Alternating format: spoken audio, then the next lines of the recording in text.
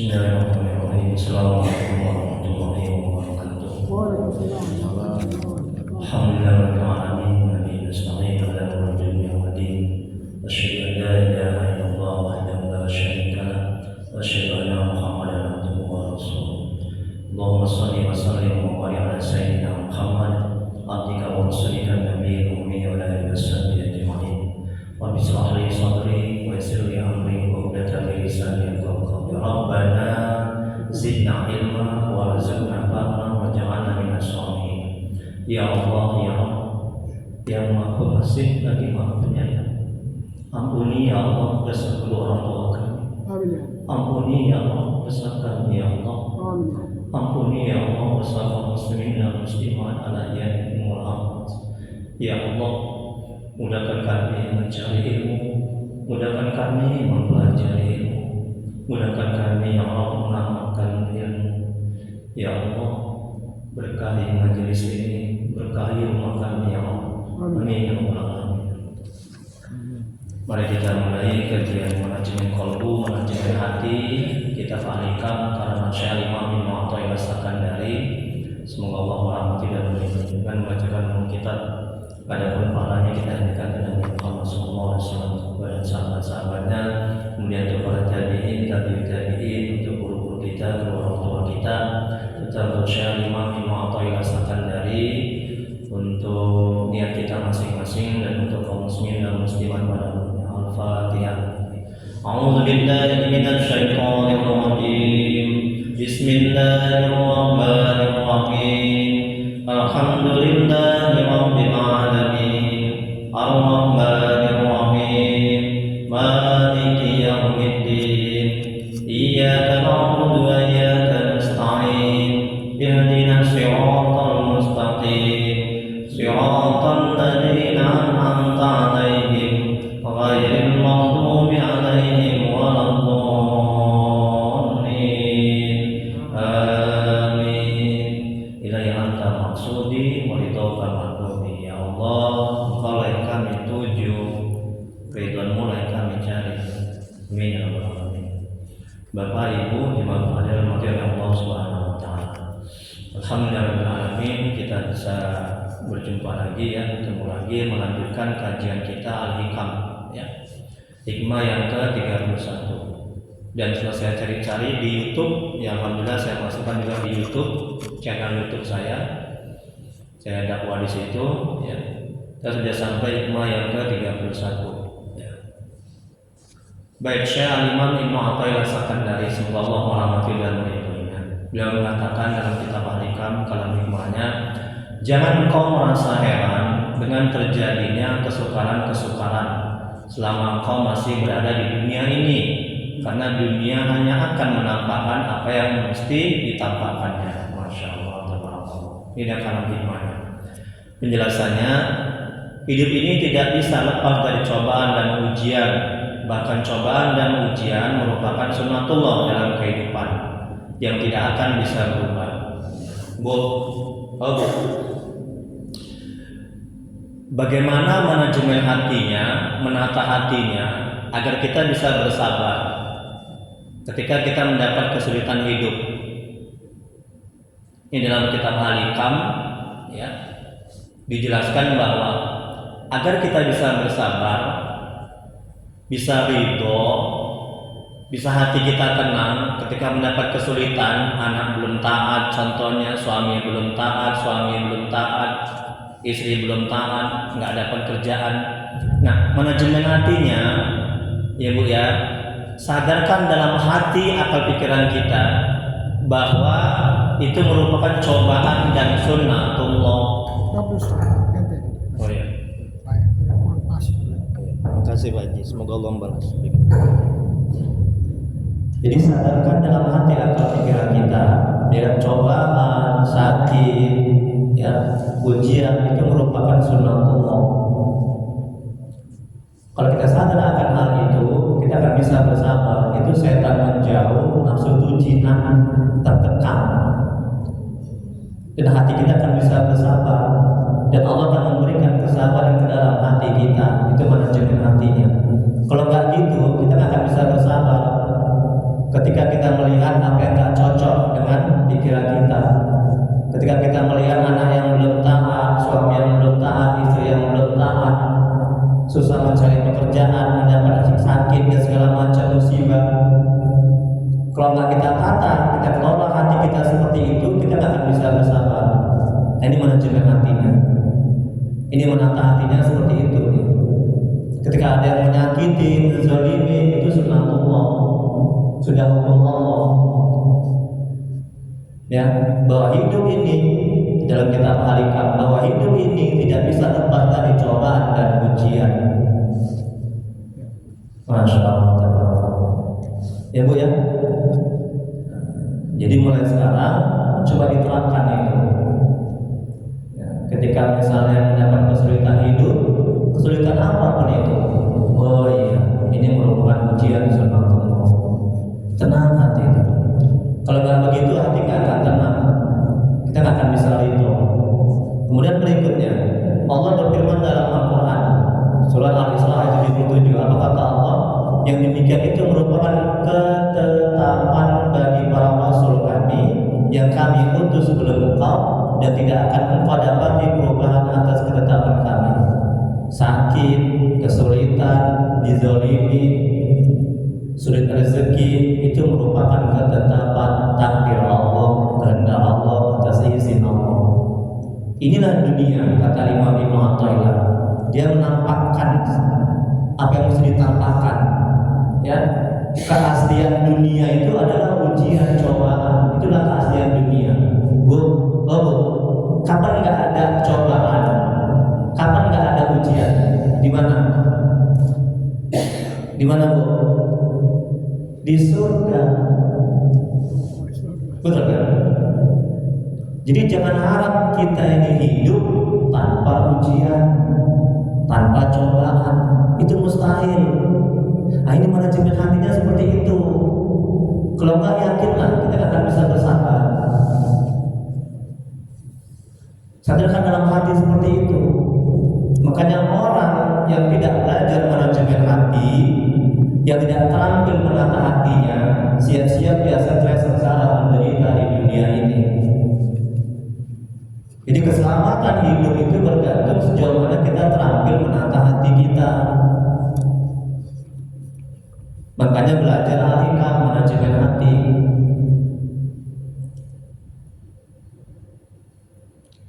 Kemudian berikutnya, ayat selanjutnya, apa kata Allah dalam Surat Al-Asr ayat 62? Sebagai sunnah Allah yang berlaku juga bagi orang-orang yang telah terdahulu sebelummu, dan engkau tidak akan mendapati perubahan pada sunnah Allah. Tengok kan, ujian, cobaan merupakan sunnah Allah, hukum Allah, ketentuan Allah.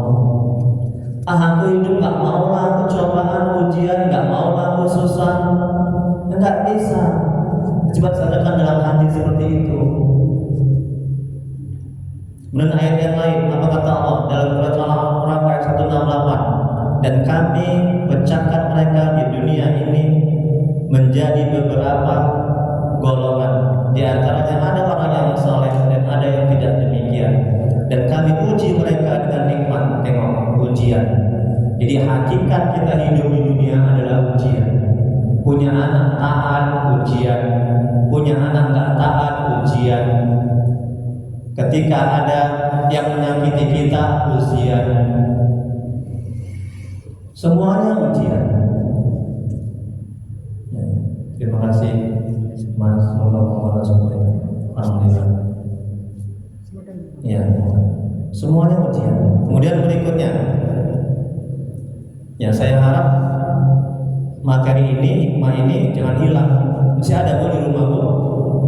Alhamdulillah. Ya, dibuat buku seperti itu. Satu jilid, satu buku, satu jilid, satu jilid, satu jilid. Ya, kemudian dibaca kembali. Nah, makanya ilmu mesti ditulis, benar. Kalau nggak dia lupa. Makanya saya kasih materi seperti ini, ya. Niat saya juga untuk wakaf ya, jadi mengalir terus pahala, jadi amal jariah. Kemudian berikutnya Allah telah menjadikan dunia ini sebagai tempat cobaan dalam segala hal. Apakah setiap hambanya mengamalkan perintah dan ajarannya atau tidak? Apabila hambanya telah mengamalkan seruannya itu dengan baik, maka Allah akan memberikan balasan pahala di akhirat kekal. Di akhirat yang kekal. Tengok apa kata Al-Hikam, telah menjadikan dunia sebagai tempat cobaan, bukan tempat bersenang-senang. Sadarkan dalam hati seperti itu. Ya, dunia tempat menanam, betul Pak Haji. Di akhirat tempat memetik. Ya. Adapun ketika kita mendapat kenikmatan, kelezatan itu hanya sebagai buah, bukan balasan. Gak cukup balasan ketaatan yang Allah berikan di dunia, gak cukup di dunia, maka Allah akan kasih di akhirat. Dunia ini hanya sebagai persekot balasannya, ya, hanya sedikit. Nanti kesempurnaannya akan Allah balas di akhirat. Sadarkan seperti itu manajemen hatinya. Kemudian berikutnya dalam Quran surah Al-Baqarah ayat 214, apa kata Allah? Apakah kalian mengira bahwa kalian akan masuk ke dalam surga padahal belum datang pada kalian cobaan? Tengok kata Allah. Jadi jangan mimpi, ya, kita mau masuk surga tanpa cobaan. Tidak akan, ya, pasti melewati. Sadarkan dalam hati, itu manajemen hatinya. Sebagaimana halnya orang-orang terdahulu sebelum kalian. Orang terdahulu lebih berat cobaannya seperti nanti. Kemudian berikutnya, Quran surah Al-Anbiya ayat 35, apa kata Allah? Setiap jiwa mesti merasakan mati dan kami coba kamu. Tengok kata Allah lagi kan? Kami coba kamu uji kamu dengan yang buruk dan yang batin untuk ujian. Ada ibu-ibu curhat sama saya, Ustaz, saya mau bunuh diri. Tengok dulu, ibu itu mau bunuh diri, ya. Kenapa dia mau bunuh diri? Dia punya permasalahan hidup, permasalahan dalam rumah tangganya, gak sanggup dia mau bunuh diri. Nauzubillah. Kenapa bisa begitu? Karena dia gak terampil menata hatinya, manajemen hatinya. Ketika dia mendapat kesulitan hidup, kesulitan anak, suami, rezeki, dia mau mengakhiri hidupnya membunuh diri. Alhamdulillah. Saya nasihati dengan manajemen hati, alhamdulillah, dia gak jadi bunuh diri. Ya. Ini kalau orang gak terampil menata hati. Ya. Kemudian berikutnya, barang siapa yang mencari sesuatu yang tidak ada pada tempatnya. Tengok nih dalam kitab Al-Hikam. Barang siapa yang mencari sesuatu yang tidak ada pada tempatnya, maka pasti ia tidak akan menemukan selain hanya meletihkan diri semata-mata. Apa yang mencari sesuatu yang tidak ada pada tempatnya? Kesenangan dunia, kenikmatan, kelezatan, mau berleha-leha, mau gak ada cobaan, gak ada ujian, itu gak pernah ada di dunia. Paham bu? Paham bu? Sadarkan dalam hati seperti itu.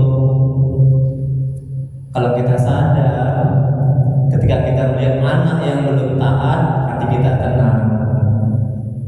Ketika kita melihat suami yang belum taat, hati kita senang, damai, nggak stres dalam kita. Ketika belum mendapat pekerjaan, ya, tidak ada uang, hati kita tenang. Kalau nggak kita kelola hati kita, nggak kita manajemen hati kita, yakinlah setan masuk, ya, nafsu membisikkan. Musuh kita dua, setan dan hawa nafsu. Ya, siap-siap kita sengsara menderita. Bahkan seperti kayak jemaah saya bunuh diri. Nauzubillah. Ini pentingnya manajemen hati. Karena saya bersyukur bisa kita kembali lagi mengaji menata hati. Ya. Karena ini ilmu yang sangat penting. Tapi bukan berarti ilmu yang lain itu nggak penting, ya berarti ya penting. Cuman tolong lebih diprioritaskan ilmu tentang menata hati.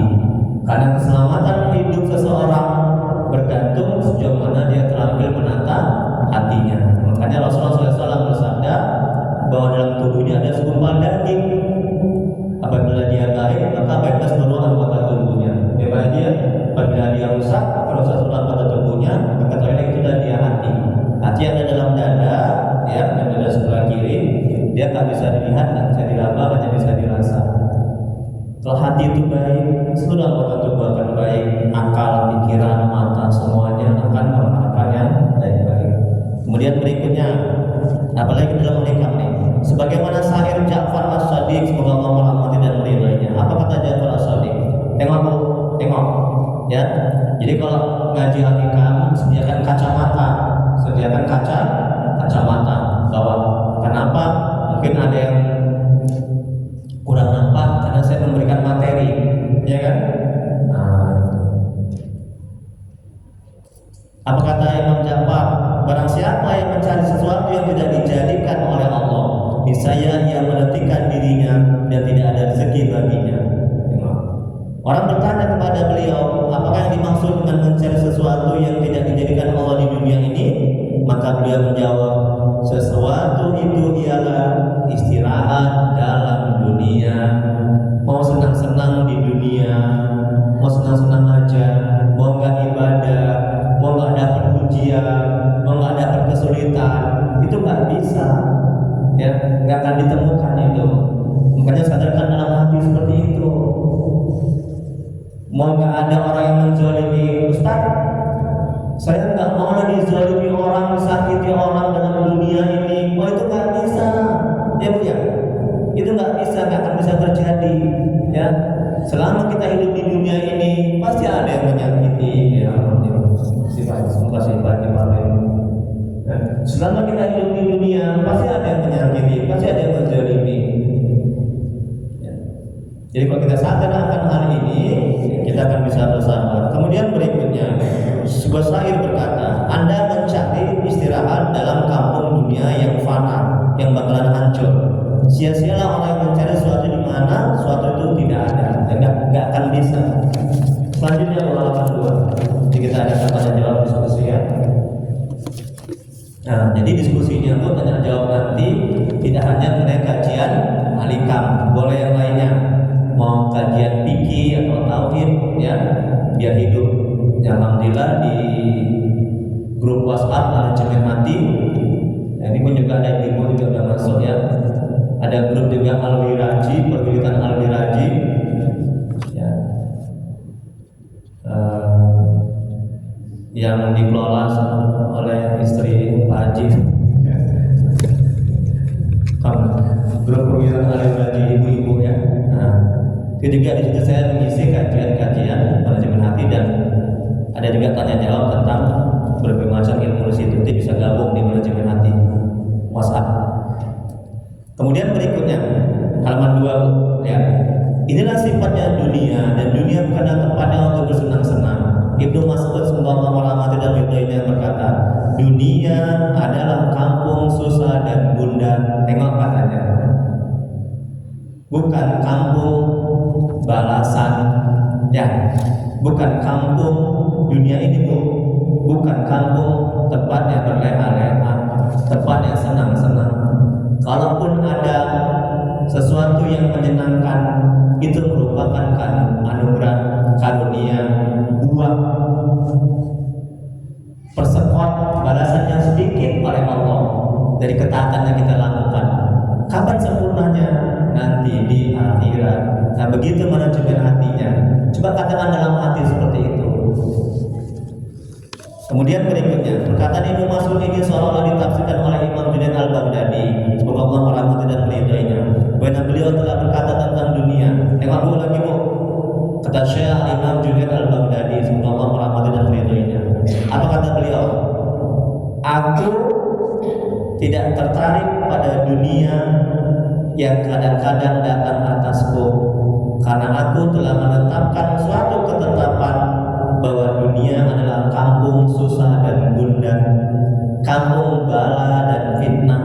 Sesungguhnya ini semua adalah jahat, dan setengah dari filsafat alam adalah ia mendatangi aku dengan tiap-tiap sesuatu yang tidak kusenangi. Maka jika ia datang kepadaku dengan sesuatu yang aku senangi, maka itu adalah suatu karunia. Dan jika tidak, maka yang asli adalah ketetapanku yang pertama tadi. Ini kata Syekh Imam.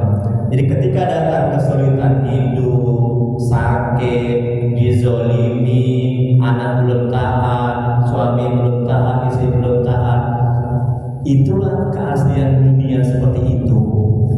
Masya Allah. Memang begitulah dunia seperti itu.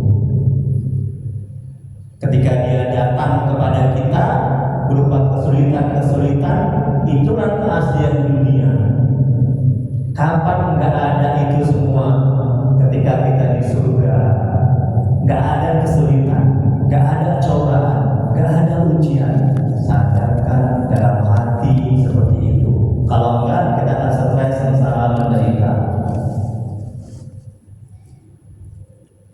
Banyak jamaah saya ya yang hidupnya stres, sengsara, menderita karena nggak terampil menata hatinya, iri, dengki, takabur, sombong, senang melihat orang susah, susah melihat orang senang. Betul bu? Tetangga naik pangkat, dia yang opname. Tetangga beli kulkas, dia yang kedinginan hatinya. Yang dihayati kan senyumnya kan. Aku benci kan sama itu. Kalau wirid segota ganti sarung ada kan kredit itu, nah kan dibilang kredit, hatinya nggak baik. Kemudian berikutnya Abu Turab semoga Allah merahmati dan meridhoinya mengatakan, wahai manusia, kamu mencintai 3 macam, padahal ketiganya itu bukanlah milikmu. Yang pertama, kamu mencintai dirimu, padahal diri itu milik hawa dan nafsu. Kamu mencintai rohmu, padahal nyawa itu milik Allah. Kamu mencintai hartamu, padahal harta itu milik ahli waris turun temurun. Jadi milik kita itu apa? Apa milik kita? Apa bu? Amal, betul kan? Istri, anak, suami, harta, pangkat, jabatan. Nah, ini pakaian Pak Haji ini yang bagus-bagus, Pak Haji panen yang bagus. Nggak akan dibawa kalau kita mati. Pakaian ke, rumah ke, mobil ke, ikutlah aku kalau aku mati. Istriku yang sangat kucintai, ikutlah. Oh no way, tidak akan. Aku cari lagi yang lain. Jadi bullshit itu ya, mau hidup semati ya. Ya bu ya, betul kan? Nah, sadarkan dalam hati seperti itu. Gak ada yang kita miliki di dunia ini pada hakikatnya. Semuanya milik Allah. Betul? Betul bu, Pak Haji. Kalau kita merasa ini manajemen hatinya, perhatikan.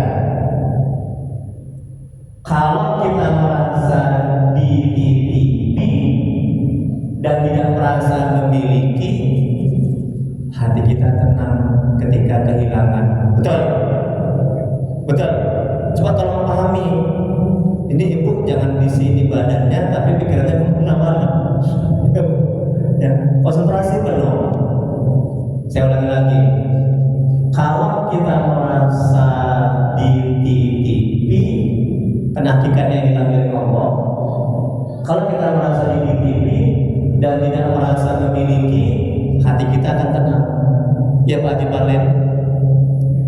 Ya, anak titipan, ketika anak meninggal, hati kita tenang. Harta diambil, dicuri, maling. Ustaz, kereta itu hilang Ustaz.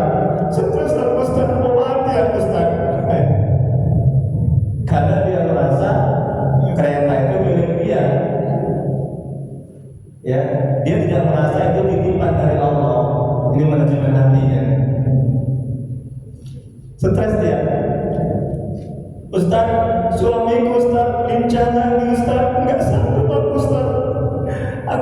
makan 3 hari 3 malam. Aneh, suaminya lincah lagi, buta kan? Kurang tahu itu. Ya, ingat suami titipan Allah. Ketika dia lincah lagi, serahkan semuanya kepada Allah. Allah yang memperbaikkan nantinya. Kenapa ibu stres? Karena ibu merasakan suami itu milik ibu, bukan milik Allah. Kenapa dia? Ya, Bu, Babu, coba lihat itu falsafah tukang parkir. Tukang parkir tahu kan, Bu? Ya, mobilnya banyak, gonta-ganti mobil, ya. Tapi dia nggak sombong, nggak angkuh, nggak merasa mulia, nggak merasa hebat. Ketika mobilnya diambil lagi, dia nggak akan stres. Kenapa? Karena dia merasa dititipi, bukan merasa memiliki. Kalau kita hidup, ya, hati kita merasakan semua apa yang kita punya ini adalah titipan. Ketika diambil lagi sama yang menitipkan, yaitu Allah Subhanahu wa Ta'ala, kita nggak akan stres, sengsara, menderita. Bisa, Bu? Bisa, Bu? Insya Allah. Jadi nanti kalau suami ibu nanti titik, ibu ridho ya. Katanya bisa tadi, gimana ya Bu nih? Oke, berikutnya. Masya Allah, nikmat kali manajemen hati ya. Di samping itu pula, tengok lagi dalam kitab Al-Hikam. Makanya ngaji pakai kitab. Gitu ya. Di samping itu pula, kamu mencari 2 macam lagi, padahal keduanya itu tidak akan kamu peroleh, yakni istirahat di dunia, mau senang-senang di dunia, mau nggak ada cobaan, ya. Mau merasakan kenikmatan aja di dunia itu nggak akan ada terjadi, dan bersukaria di dalamnya. Keduanya ini tidak akan ada di dunia, tetapi keduanya tempatnya di surga. Tengok kata Imam Ibnu Athaillah, ya, nggak akan ditemukan. Sadarkan dalam hati. Kemudian berikutnya berkata syair, barang siapa yang tujuannya dalam dunia mencari kehidupan yang selamat dan bahagia, terhindar dari susah dan serba macam kekacauan, berarti mencari sesuatu yang mustahil dan tidak mungkin adanya. Tengok. Jelas, Bu? Jelas, Bu? Kemudian berikutnya, karakter dunia adalah negeri kekeruhan. Itulah sifat watak karakter dunia itu. Ya, sifatnya itu negeri tempat cobaan, tempat ujian, tempat fitnah, tempat kezaliman. Ya. Itulah dunia. Dan kemudian sedang akhirat adalah kampung kejernihan, tempat balasan, kampung ketenangan, kedamaian. Itulah akhirat surga. Selama engkau berada dalam dunia dengan sifatnya tersebut, secara mutlak engkau tidak akan ditimpa kekeruhan. Engkau akan menemukan kekeruhan dan kekurangan itu dan orang dekat dengan sekalipun. Kemudian berikutnya, Allah berfirman dalam Al-Ahzab ayat 69. Apa kata Allah? Hai orang-orang yang beriman, janganlah kamu menjadi seperti orang-orang yang menyakiti Musa. Maka Allah membersihkannya dari tuduhan-tuduhan yang mereka lontarkan, dan dia seorang yang mempunyai kedudukan terhormat dari sisi Allah. Nabi Musa alaihissalam disakiti dan diganggu. Ini manajemen hatinya ketika kita dizolimi, kita disakiti. Nabi aja yang dijamin masuk surga itu masih disakiti, dizolimi. Nah, apalagi kita yang bukan Nabi. Coba olah hati kita seperti itu. Ya. Nabi Musa alaihissalam sakit dan diganggu. Rasulullah pun begitu. Dan ini watak kehidupan. Karena itu engkau harus mempersiapkan dirimu melaksanakan hak Allah dalam kondisi apapun. Apa hak Allah? Hak Allah itu dimuliakan, diagungkan, dibesarkan, dimalukan. Dimalukan artinya kalau kita berbuat begini, malu kepada Allah.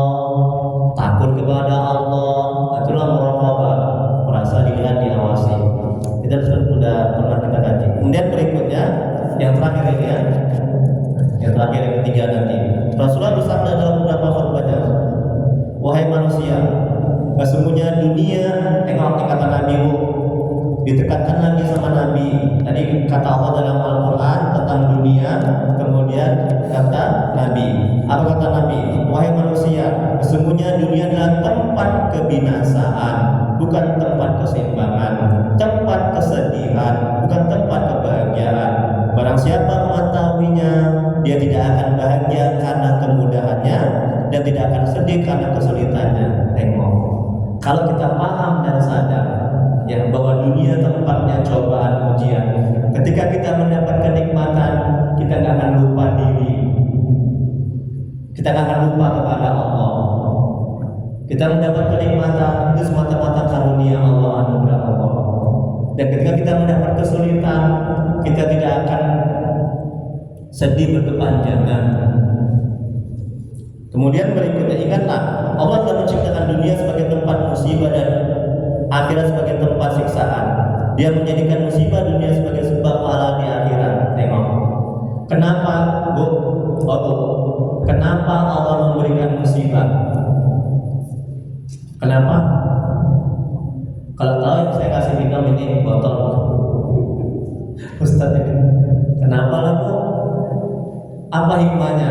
Salah satu aja hikmahnya Allah memberikan musibah. Tadi kata Nabi tadi, saya menguji ibu lihat enggak itu apa di kertasnya?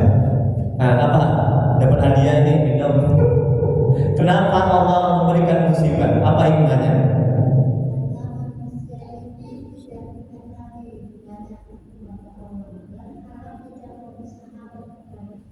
Masya Allah, tabarakallah.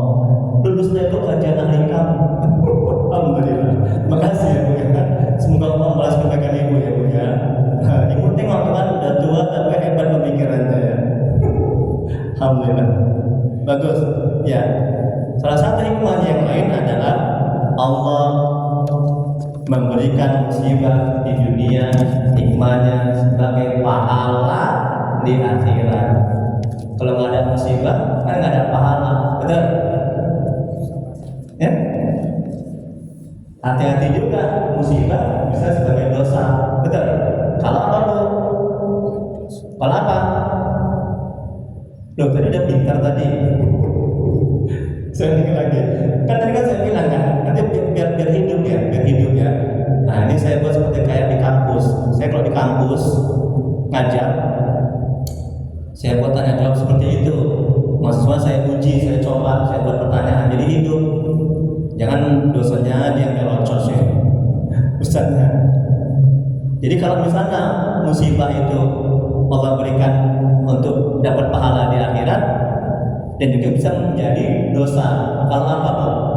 Nah kalau tahu saya kasih HP ini. Kalau apa Bu? Kalau kita tidak sabar. Betul kan? Bisa dapat dosa, bisa dapat pahala. Ustaz, bagaimana supaya bisa sabar? Manajemen hati, kelola hati. Selanjutnya, yang terakhir halaman 3. Kita sebuah agak lama ya, jam 6 lewat, jam 5 lewat, 15 ya sudah ya. Lagi Ramadannya alhamdulillah cepatnya pulang. Kemudian berikutnya, tengok lagi Bu halaman 3 terakhir Bu, kita buat tanya jawab ya. Jadi tidak hanya tentang berkaitan tentang halikam ini ya, tentang hati, tentang yang lain juga boleh, tentang kajian fikih apa segala macam tauhid ya, atau yang lain supaya lebih hidup, lebih apa namanya, lebih semarak juga, lebih banyak ilmu. Jadi kalau saya nggak tahu, saya buka kitab ya. Dia mengambil untuk memberi. Ini tengok Ibu kata-kata ini kan mesti Nabi ini kan yang bilang kan Allah mengambil untuk memberi ya. Allah mengambil untuk memberi. Allah mengambil apa misalnya? Mengambil nikmat kita. Kalau kita sabar kan diberi kembali. Berupa apa Bu? Berupa pahala. Paham? Allah menguji untuk membalas. Ujian-ujian yang Allah berikan ya, itu pada hakikatnya itu akan kembali sama kita. Betul? Kita diuji, anak belum taat, suami belum taat, nggak ada uang, nggak ada duit. dizolimi, disakiti, difitnah, itu ujian, ya. Kan untuk dibalas kembali sama Allah. Kalau kita sabar, tapi kalau nggak sabar, balasannya apa bu? Dosa. Masya Allah.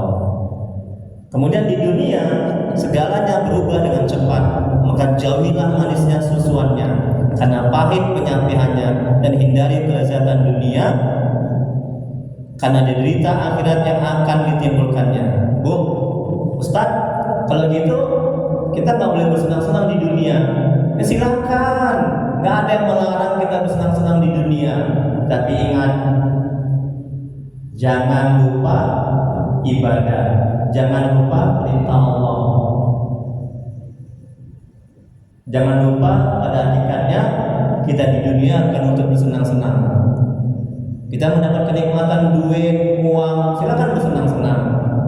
Ya, pergi kemana misalnya, pergi ke gunung, itu kan perintah Allah kan, melihat ciptaan Allah, betul.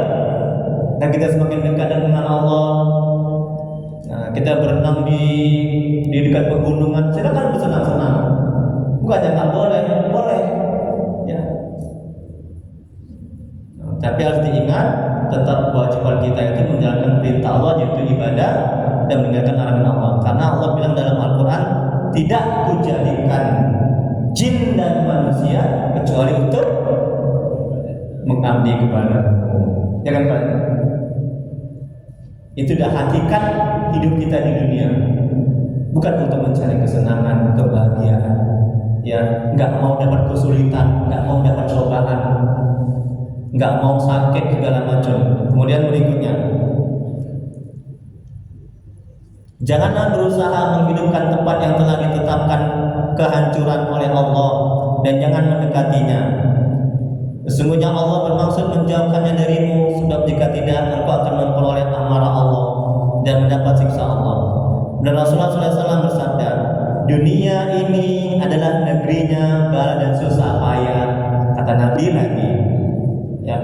Seorang ulama berkata, andai kata dalam dunia ini aku menemukan kesenangan, maka itu keberuntungan bagiku. Tengok, andai kata aku menemukan kesusahan, memang sifat asli dunia seperti itu, penuh dengan kesusahan. Itu dia watak karakter dunia. Sifatnya memang penuh dengan ujian, cobaan, kesusahan hidup, ya, fitnah. Itulah aslinya dunia seperti itu. Masya Allah, Allah. Tapi ingat bu, kalau hati kita bersih, kita beriman, dekat kepada Allah, seberat apapun cobaan terasa ringan, yakinlah. Ada jalan keluar. Kan janji Allah, barang siapa yang bertakwa, ya, barang siapa yang beriman, ya kan? Barang siapa yang bertawakal, kan janji Allah itu, ya kan? Aku akan mudahkan, aku akan tunjuki, aku akan tolong. Tapi syaratnya bertawakal, beriman. Itu syarat. Tenang hati.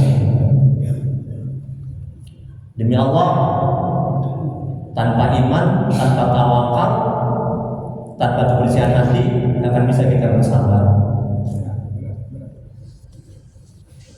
Sabar letaknya di hati, bukan di akal pikiran. Kemudian berikutnya, yang terakhir. Gimana tadi bu? Saya mau tes ibu nih. Saya kira ibu menyimak kan? Sampai mana yuk? Minum lagi. Alhamdulillah, semoga Allah membalas kebaikan pengurus masjid ini ya, dan ibu semuanya, amin ya rabbal alamin. Rasulullah SAW bersabda, sebaik-baik sedekah adalah air putih. Itu air putih yang lagi ditambah jengkol, ya, kentang segala macam. Ya bercanda. Tapi itu hadisnya benar itu. Sebaik-baik sedekah adalah air putih. Ya. Bagaimana bu? Jangan aneh. Jangan aneh dan heran bila ada orang yang hidup susah dan miskin. Jangan aneh. Tetapi aneh dan heran bila ada orang yang hidupnya senang dan kaya. Itu baru aneh. Ya. Bila ia bisa senang dan kaya di tempat yang tidak kekal, di tempat yang susah timbul fitnah, nikmatnya sementara dan pasti berakhir. Kalaupun ada kesenangan, kebahagiaan, dan ketenangan yang sementara di dunia ini, tentu dibayar dengan mahal, dengan bersusah payah mencari duit, harta, pangkat, jabatan, dan banyak susahnya, betul kan? Pergi pagi, pulang malam, pergi pagi, pulang malam, ya, mati-matian mencari dunia. Ketika dapat, ya, tapi bukan membawa kebaikan, tapi kemudaratan, tidak digunakan di jalan Allah. Kemudian ada pun Allah menciptakan kesenangan, kebahagiaan, dan ketenangan yang kekal adalah abadi di surga. Dunia adalah tempat ibadah, bersusah payah, dan tempat bercocok tanam. Di akhirat surga tempat kita menikmati hasilnya. Allah berfirman dalam Al-Quran, Aku tidak menciptakan jin dan manusia, melainkan supaya mereka beribadah kepadaku. Itulah yang khasiat kita diciptakan di dunia. Surah Az-Zariyat ayat 56. Kemudian dunia tempatnya bersusah payah karena tajalli, penampakan atau perwujudan yang bersifat jalal, yaitu kebesaran, keagungan, dan lain-lain. Di dalam dunia ini lebih banyak daripada tajalli Allah yang bersifat jamal, yaitu keindahan, kelembutan, dan lain-lain. Nah, jadi kata Al-Imam dalam kitab ini bahwa dunia tempatnya bersusah payah karena tajalli, maksudnya penampakan atau perwujudan bersifat jalal, kebesaran, keagungan, dan lain-lain dalam dunia ini lebih banyak daripada tajalli Allah yang bersifat jamal, keindahan, kelembutan, dan lain-lain. Jadi yang nampak di dunia ini, ya, itu sifat jamal atau jalal.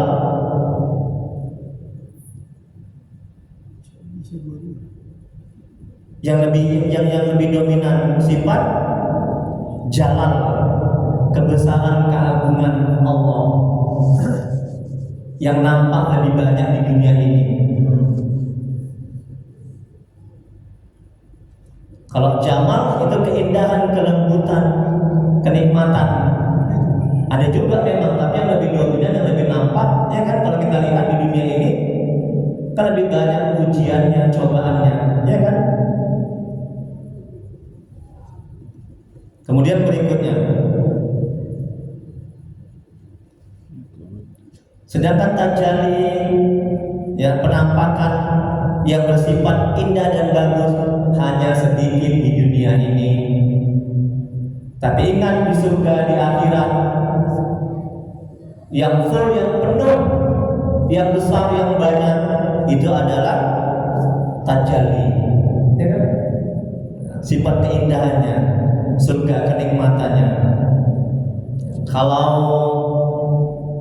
jalan di surga tak ada, kesulitan tak ada di surga, ya kan? Nggak ada, ya. Fitnah, segala macam cobaan, ujian nggak ada di surga, di akhirat nggak ada.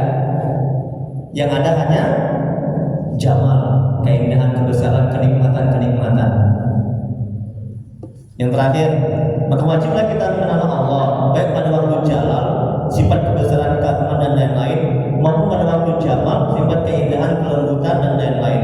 Kita mengenali Allah pada waktu susah, begitu juga mengenal Allah pada waktu senang. Kita disebut orang awam bila hanya ingat dan mengenal Allah di kala senang. Bila tidak ingat Allah di kala senang dan susah, maka di bawah awam lagi. Orang yang mengenal dan dekat kepada Allah, ia akan ridha dalam segala hal. Ciri ridha adalah mengucapkan alhamdulillah dalam segala hal. Masya Allah.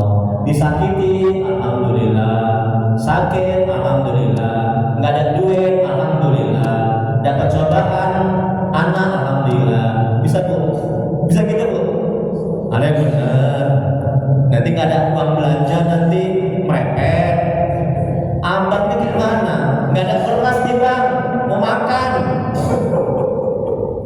Tapi udah ngaji Al-Hikam, dalam kitab Al-Hikam, apapun yang terjadi di dunia ini, baik kesenangan, kepahitan, dizolimi, disakiti, alhamdulillah, karena baik buruk itu dari Allah. Bisa bu? Benar. Insya Allah, ya bu ya, amalkan ya bu ya. Nanti kalau ibu pulang dari sini kan, disakiti orang, dizalimi orang, alhamdulillah. Tenang hati itu, ya, damai hati itu, karena hakikatnya baik dan buruk itu dari Allah. Masya Allah. Enak gak bu? Enak kan? Tenang kan? Yang terakhir, nikmat kali ngaji ini ya. Rasulullah SAW bersabda, sungguh amat menakjubkan urusan. Tengok ini kata Nabi, ditekankan lagi. Tengok tuh. Sungguh amat menakjubkan urusan orang mukmin. Sesungguhnya semua urusannya merupakan kebaikan. Dan hal ini tidak terjadi kecuali bagi orang yang mukmin yang beriman. Jika dia mendapat kegembiraan, kesenangan, maka dia bersyukur dan itu merupakan kebaikan baginya. Betul? Dan jika dia mendapat kesusahan, kesedihan, sakit, dizolimi, nggak ada duit, nggak ada beras, hebat? Apa kata Nabi? Maka dia bersabar dan itu merupakan kebaikan baginya. Hadis riwayat Muslim. Wallahu a'lam. Hanya Allah yang Maha mengetahui. Silakan Bu, bertanya diskusi kita Pak Haji. Tidak hanya tentang tarikat, tentang yang lainnya silakan. Ya. Terima kasih. Alhamdulillah. Sebelum bertanya jawab, Ya. supaya kita berbahagia. Ini topik yang ketiga berapa? Yang ke-31 Iqbal 31. Inilah gambaran hidup kita. Ya. Disampaikan Imam Al-Qur'an dan Ustaz. Ya. Supaya kita ke depan lebih bersungguh-sungguh. Masya Allah. Jadi artinya dunia ini tempat kita bergerak, tapi bersahabat dengan ujian, Ya. cobaan, fitnah, Betul. nikmat perbulaan, sehat, Ya. bagus, itu personal. Masya Allah. Ya. Jadi arah kita adalah nanti mendapat balasan Allah. Allah. Ya Allah. Jadi sudah sama-sama dengar dari Ya. penjelasan Ustaz bahwa yang benar tadi saya terselip di hati saya bahwa Bapak dan Ibu saudaraku, mari kita semuanya akan tinggal di dunia ini, semuanya semuanya itu adalah dengan cobaan dan kesulitan. Ya. Itu adalah sahabat kita di dunia ini. Ya Allah. Jadi di sini yang perlu saya tekankan kepada Ibu, mari kita sama-sama saling menasihati. Betul. Apa yang kita tahu, Ustaz tadi mengatakan diri kita hanya amal soleh. Betul. Jadi untuk itu, Bapak Ibu sekalian, kita masih berikan kesempatan hidup ya, apalagi mau mari kita ambil di dunia ini yang kita mau. Apa itu amal soleh? Amal soleh itu ketaatan. Ya. Karena kita di sini, walaupun jinna Ya. wa insa, sampaikan Ustaz tadi, kerja kita bos pokok kita mentaati Allah, mentaati Allah diberikan dengan amal soleh. Ya. Apa amal soleh itu? Itu yang kita katakan membaca Quran, sholat, bersedekah, berbuat baik, Ya. mencari majelis ilmu yang Betul. besar, majelis ilmu. Karena sini kita dapat, kalau nggak ada kalau kita nggak siap. Ya. Jadi kita tidak boleh berputus asa karena ada tadi yang sangat indah. Walaupun kita coba karena kita salah, Betul. di bawah sekolah dan tidak terhina. Allah. Tapi tadi kalau kita putus asa, masalah yang datang. Jadi bagi kalau kita apa saja kita dalam hidup ini hanya bersyukur dan bersabar. Masya Allah. Jadi tidak boleh kita putus asa. Marilah kampung kita ini kita rapikan. Karena bagaimanapun kalau ibu-ibu orang tua saya ini saudara-saudara sama-sama kompak kita mencari yang kita mau. Itu amal soleh ketaatan. Jadi artinya untuk ke depan kalau ada negara ini sungguh-sungguh lagi. Karena semuanya itu baik. Apa yang diperintahkan Allah itu bagus untuk kita. Apa yang dilarang Allah itu tidak bagus.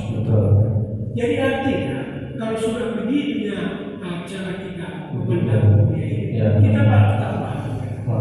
Ada pencobaan biasa itulah. Tapi yang terakhir, kalau kamu taat, kalau kamu bertakwa semua ada jalan keluar. Bukan kita memberikan jalan keluar. Kesulitan itu kalau kita bahan bersama, datang rezeki karena disangka-sangka dari berbagai hal. Itu yang kita lakukan. Jadi sekali lagi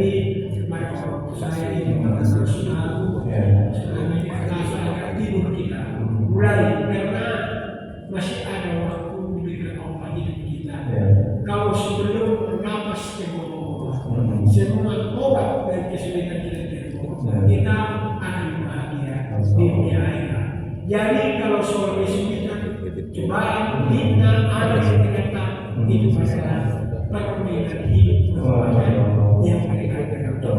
Mudah-mudahan kita tidak usaha memberikan juga kesempatan bertanya kepada manusia. Assalamualaikum warahmatullahi wabarakatuh. Terima kasih Pak Haji, bagus sekali pencerahannya, bagus sekali ya, ilmu-ilmunya. Semoga Allah sampaikan Pak Haji ya. Alhamdulillah. Jadi kalau hikmah ini tadi yang ke-31, jangan engkau merasa heran, ini kata Imam. Jangan engkau merasa heran dengan terjadinya kesukaran, kesulitan di dunia ini. Jangan heran. Ya, kok gini aku ya? Kok gini ya? Kenapa begitu ya? Jangan. Ya. Selama engkau masih berada di dunia ini, karena dunia hanya akan menampakkan apa yang mesti ditampakkan. Itu keaslian dunia memang seperti itu. Kesulitan, dizolimi, ya, disakiti, sakit berbulan-bulan. Ya, silakan Bu, Pak Haji, tanya apa aja?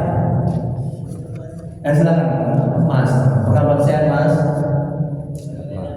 Oh iya, manggilnya Mas biar mohon. Di mana Mas? Bahwasanya di dunia ini kan semua ujian dan cobaan. Bagaimana bentuk kesenangan di dunia? Sedangkan semua yang kita miliki adalah titipan dan cobaan. Yang kedua, tunggu sebentar, satu dulu ya, biar nggak lupa. Terima kasih Mas. Semoga Allah sampaikan Mas. Dunia tempatnya ujian dan cobaan. Pertanyaannya, bagaimana bentuk kesenangan? Nah, bentuk kesenangan, kenikmatan yang kita rasakan seperti ini. Ini kita mengaji, ini senang atau tidak? Nikmat atau tidak? Nikmat ini kan, senang ini kan, kedamaian, ketenangan. Itu kan kenikmatan, kesenangan itu. Betul kan? Nah, kalau kita nggak bisa mengaji, kita sakit, itu kan ujian, cobaan. Tapi ingat, kesenangan juga merupakan ujian, betul? Contohnya sama Mas, sama Ibu ini juga, Bu, orang lebih lulus ketika diberi nikmat atau diberi kesulitan, cobaan. Mana yang lebih lulus? Kesulitan. Banyak orang yang lalai, betul kan? Banyak orang yang lalai ketika diberikan kenikmatan, betul? Banyak kali dikasih harta, pangkat, jabatan, nggak pernah ke masjid, nggak pernah sholat, nggak mau nyumbang, ya. Tapi dikasih sakit, yang tadinya nggak pernah dia mengucapkan kalimat Allah, asam urat, ya Allah asam uratku, ya Allah kakiku, betul kan? Berinfak lagi langsung. Langsung dia berinfak, kata Pak Haji. Jadi dia nggak pernah berinfak ketika sehat ya, ketika lapang, ketika banyak duitnya. Dikasih Allah lah sakit, kakinya asam urat selama seminggu, langsung terucap kata-kata Allah. Makanya kata Imam dalam kitab Al-Hikam, sakit yang membuat kau taat kepada Allah itu lebih baik daripada kenikmatan, kelapangan yang membuat kau tuh jauh dari Allah. Masya Allah, nikmat nggak itu? Jadi kalau dapat sakit Bu, bersyukur. Ini kata Imam, alhamdulillah. Bisa Bu? Alhamdulillah, nanti ngomong aja. Usaha lah ya Bu ya. Ya. Jangan itu menjadi beban sakit kita, mungkin stres kita. Itu karunia sakit itu anugerah. Kalau apa? Kalau membuat kita dekat kepada Allah. Ya kan? Tadinya ketika sehat dia jarang berdoa, jarang salat tahajud, jarang dia berinfak sedekah ke masjid ini. Ya begitu Allah kasih sakit. Makanya dalam kitab Al-Hikam, kalau Bu, perhatikan Bu, kalau kau tidak mendekat kepada Allah di kala sehat, maka aku akan memberikan cobaan agar engkau mendekat kepadaku. Makanya jangan tunggu diberi cobaan baru kita mau sholat, ya, baru kita mau berinfak. hati-hati, ini bukan nakut-nakuti. Ya, kalau kita ada uang, infakkan masjid ini, wakaf untuk masjid ini. Jangan pelit. Nanti Allah tarik, Allah ambil secara paksa. Paham bu? Bagaimana caranya? Dibuat sakit, keluar uang. Dibuat pelanggar, dibuat hilang, keluar uang. Jangan tunggu dipaksa oleh Allah diambil harta kita baru keluar uang itu. Jangan. Paham kan? Lebih baik kita infakkan dulu. Kita dapat pahala berlipat ganda ketimbang diambil secara paksa, hilang uang kita. Itu cara Allah untuk mengambilnya.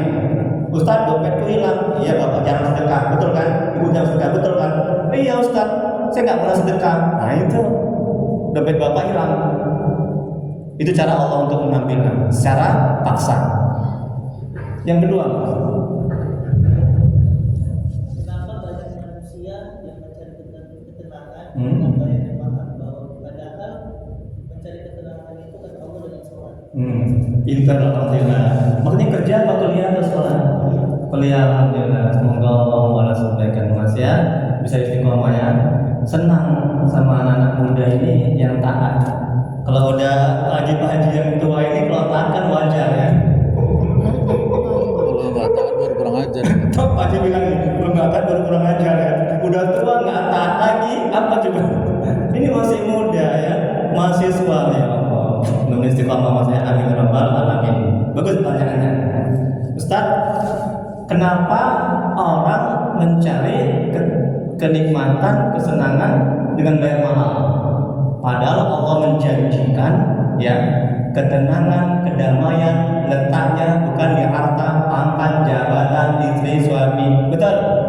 Tapi Allah berikan ketenangan, kedamaian, kebahagiaan di dalam hati yang bersih, hati yang mengenal Allah, hati yang dekat kepada Allah, hati yang beriman, hati yang bertawakal, hati yang bertauhid. Allah letakkan ketenangan di situ. Ingat satu lagi, ketenangan di harta, pangkat, jabatan sifatnya semu, sementara, betul. Nggak akan kekal, demi Allah nggak akan kekal. Kalau kita makan durian, enaknya di tenggorokan, betul. Kalau udah keluar, sama aja singkong durian, baunya juga sama, betul. Itulah kenikmatan dunia sementara. Sedangkan kenikmatan, kelezatan orang yang hatinya bersih, hatinya mengenal Allah, masya Allah, demi Allah sampai hari kiamat, sampai di surga nanti akan mendapatkannya. Nggak ada duit, hati tenang. Dizolimi, hati tenang. Istri merepet, hati tenang. Suami lincah lagi, hati tenang. Bu ya? Bu? Enggak lah, enggak. Pak Haji bilang kan pulang enggak? Pak Haji, entah siapa ustaznya. Ikutlah kata ustaz, ini halikam. Oke, bercanda Pak Haji ya. Senang sama Pak Haji. Yang gitu ya Mas ya. Oke, yang lainnya lagi Bu, mungkin ada. Kalau nggak ada kita tutup dengan doa. Nggak hanya halikam, mungkin yang lain kaji fikih atau apa. Iya, Bu. Ada. Hidupkan dengan kajian atau fikih mungkin atau tauhid silakan. Kalau nggak tahu saya PR buka kitab dulu lagi. Saya nggak mau kalau nggak tahu saya tahu kan bahaya itu. Ya tanggung jawabnya besar ya, dosa itu. Nah, memang kalau kita bilang nggak tahu itu berat bagi nafsu, betul kan? Kita dianggap bodoh dan tolol. Dalam kitab Al-Hikam, orang yang ditanya mengatakan tidak tahu itu pahalanya sama atau tidak lebih sedikit dengan orang yang menjawab ketika dia tahu. Kalau kita nggak tahu, bilang kita nggak tahu. Tapi nafsu itu berat mengatakan tidak tahu, betul. Karena kita akan dianggap tolol dan tahu dan bodoh.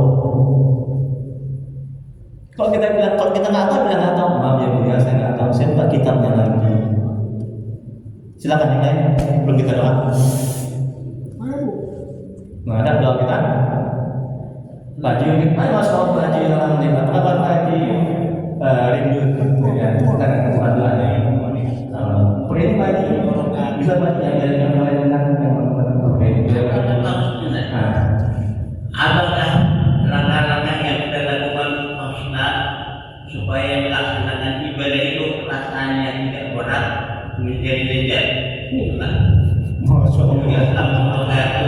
Bagus sekali pertanyaan Pak Haji. Bapak doa ya. Bapak doa. Semoga Allah merahmatkan Pak Haji ya. Ini kajian tinggi nih Bu ya. Ustaz, bagaimana caranya agar kita mendapatkan kenikmatan kelezatan dalam ibadah, ya kan? Nah, gitu Pak Haji ya.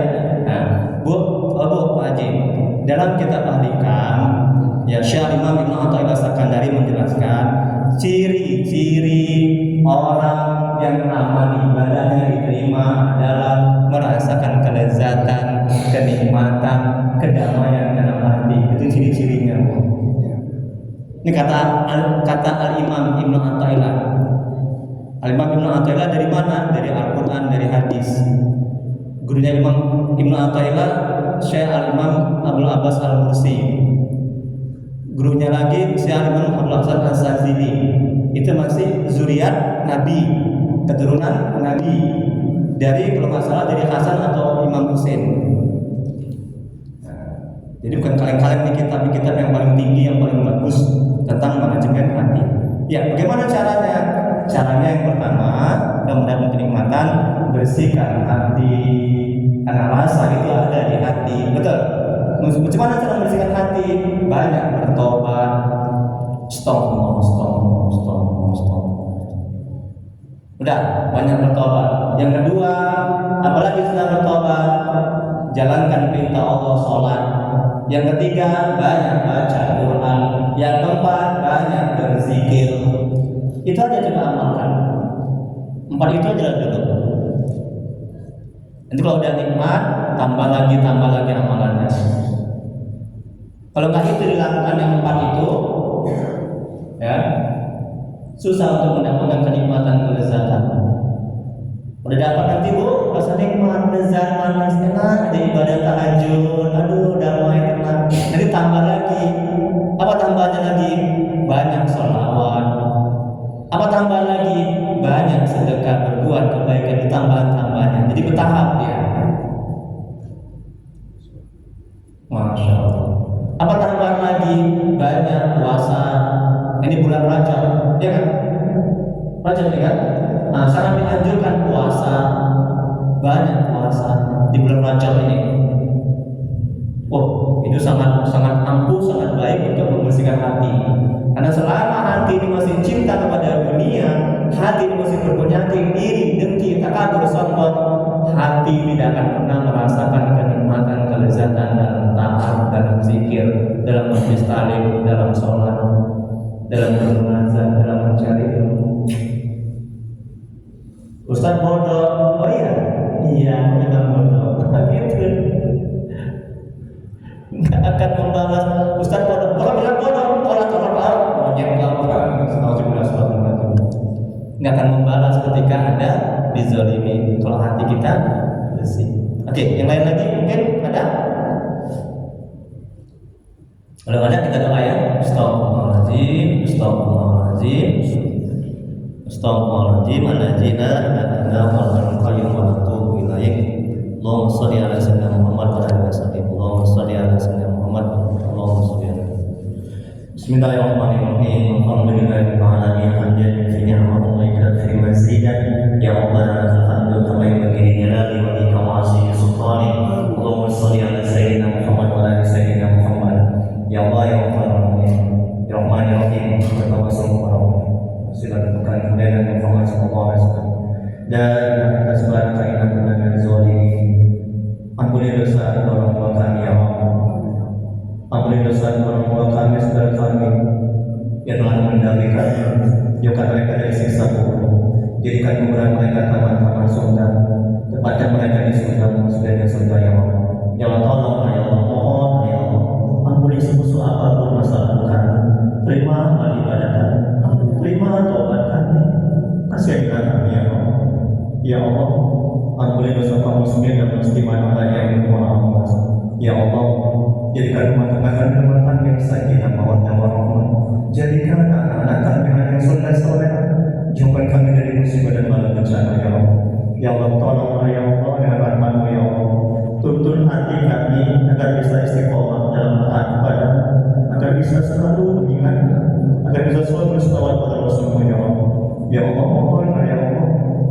antara kami, keluarga kami, cuma ini ada yang sakit.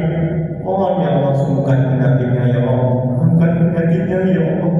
Bila ada yang mendapat kesulitan hidup, mohonlah ya Allah mudahkan kesulitannya ya Allah. Beri kesabaran kepadanya ya Allah. Ya Allah mudahkan rezeki kami dan berkahi, mudahkan urusan kami dan berkahi, banyakkan berkat dan berkah ya Allah. Rabbana la tuzigh qulubana ba'da idh hadaytana wa hab lana min ladunka rahmah innaka antal wahhab. Rabbana atina fid dunya hasanah wa fil akhirati hasanah wa qina adzabannar. Wa sallallahu ala sayyidina Muhammad wa ala alihi wasallam. Subhana rabbika rabbil izzati amma yasifun wa salamun alal mursalin walhamdulillahi rabbil alamin. Allahumma shalli ala sayyidina Muhammad. Taqabbalallahu minkum. Assalamualaikum warahmatullahi wabarakatuh. Ada yang belum dapat lagi Bu materinya, tetap ya bisa diambil di depan ya. Nanti pertemuan minggu keempat yang akan datang ini saya bawa lagi. Menanti hari ini ada yang nggak dapat ya. Alhamdulillah ada sedekah nasi. Oh, masya Allah, tabarakallah. Tengok kan, dapat ilmu, dapat makan lagi. Ya Allah, semoga Allah membalas kebaikan pengurus masjid ini ya, ibu-ibu yang berinfak ya, yang sudah